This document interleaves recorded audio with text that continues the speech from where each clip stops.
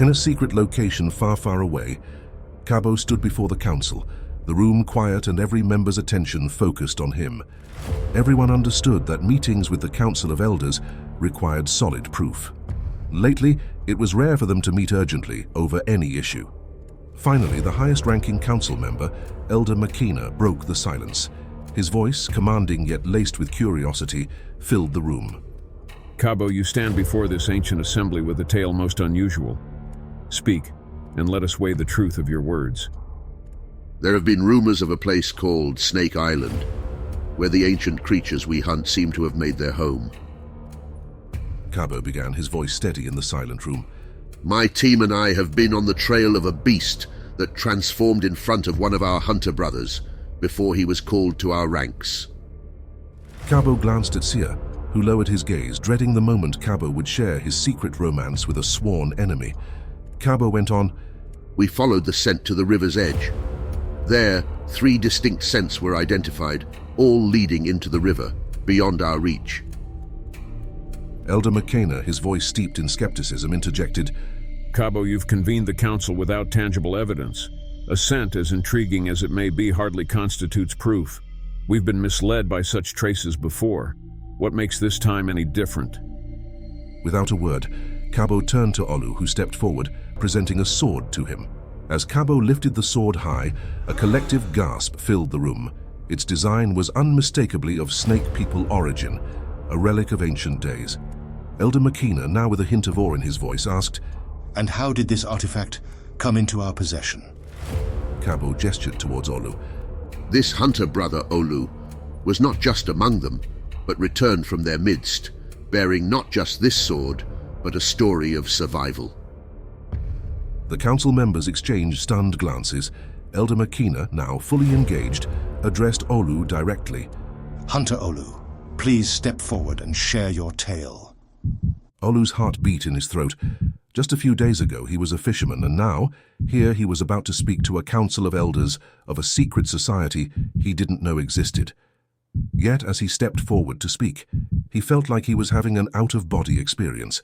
His blood boiled and a calmness came over him. It was as if the ancestors were about to speak through him. Council members, I greet you. He began, and the hall fell silent.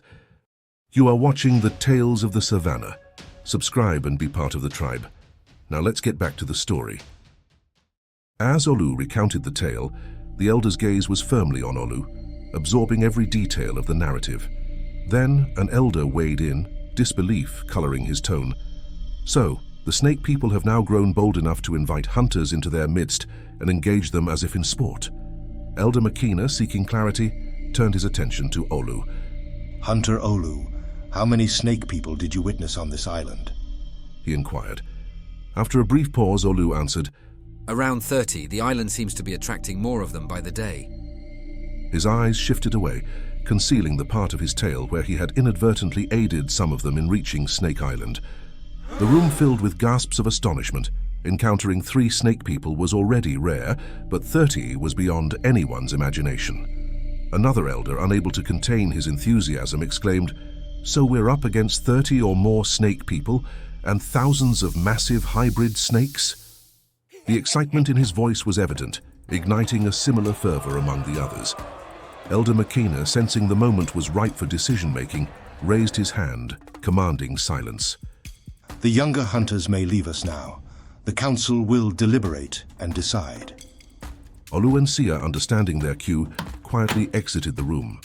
Cabo remained, taking his place among his peers, as the elders prepared to navigate the complexities of the threat and war that lay before them. Meanwhile, Queen Asa had summoned a meeting, with Xhosa by her side. The Mer King was also in attendance, as the impending war directly affected his realm as well. Assa initiated the discussion, her voice steady and strong. Dear tribe members, we are on the brink of war. Our ancient foes have discovered our sanctuary, but we stand ready to defend our home with all our strength. The Mer King cleared his throat, signaling his intention to speak. Queen Asa, before we proceed, I must express my concerns. This war is not ours, but we join you to safeguard our waters. However, I must emphasize, our alliance does not come without reservations. Our involvement comes with hesitance. for we wish not to draw the wrath of your hunters upon us." Acknowledging the delicate stance of their aquatic allies, Asa responded with a solemn nod. "Your caution is understood, Merking. On behalf of my people, I extend our deepest gratitude for your support. Your presence here, fighting alongside us, is a testament to our united front," she acknowledged. Her words met with a collective hiss of approval from the assembly. Asa continued outlining the strategic advantage of their location. "The hunters are numerous and highly skilled, but their numbers mean little here. Once the Council of Elders convenes, they will summon reinforcements, but we are prepared. This island was chosen for its strategic benefits, our dominance on land and water. The hunters will need canoes to reach us, which we can easily overturn." She glanced at the larger snakes, signaling them as key players in this defense strategy. As the sun set, the meeting continued. Every group of the snake people was given tasks. They all shared ideas and made plans for the upcoming war. Back in the Grand Hall where the Council of Elders was strategizing, concerns started to emerge among the members. The main issue was navigating to Snake Island's core. They had concluded that reaching it by canoe was out of the question. "What if we constructed larger boats, ones that are more stable and harder to tip over?" one elder proposed. "It's a long journey to Snake Island," another pointed out, referencing Olu's account. "And while snake bites might not be fatal to us, they can still weaken our forces." A wave of nods spread across the room as everyone acknowledged the validity of these points.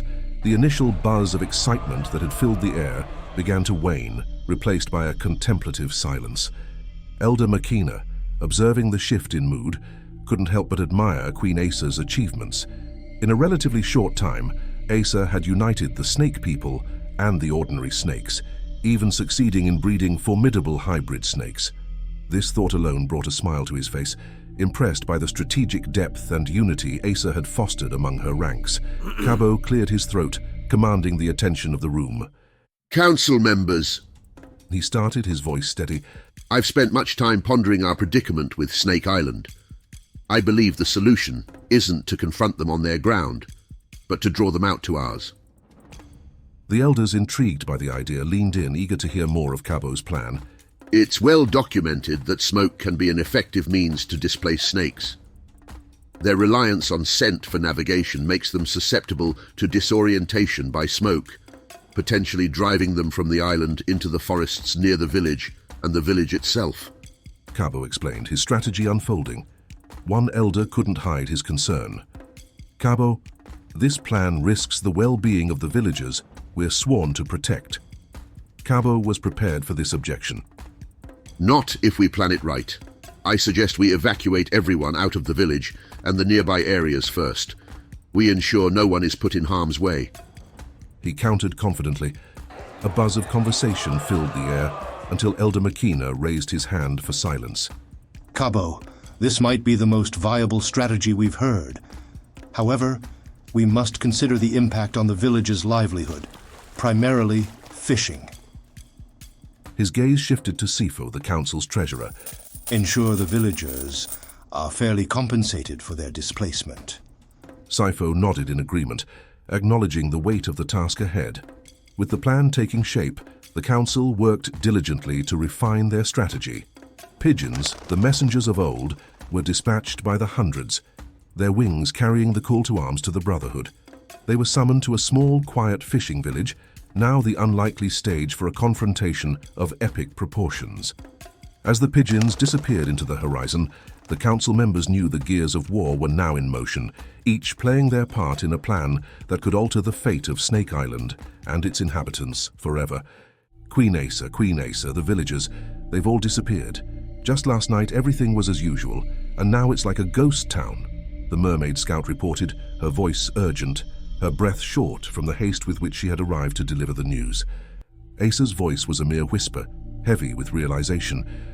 The hunters are here. The weight of that truth hit her with overwhelming force, a wave of dread washing over her. For a fleeting moment, doubt seized her heart.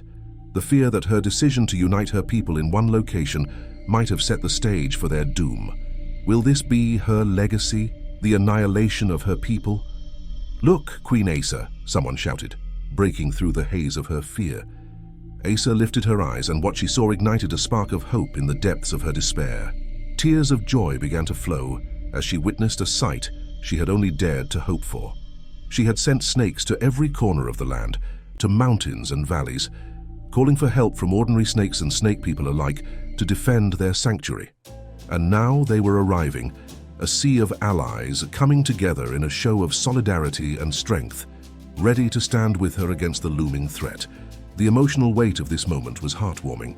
Every doubt that had crept into Asa's mind was washed away by the sight of her people, unified and ready to fight. This was more than a call to arms.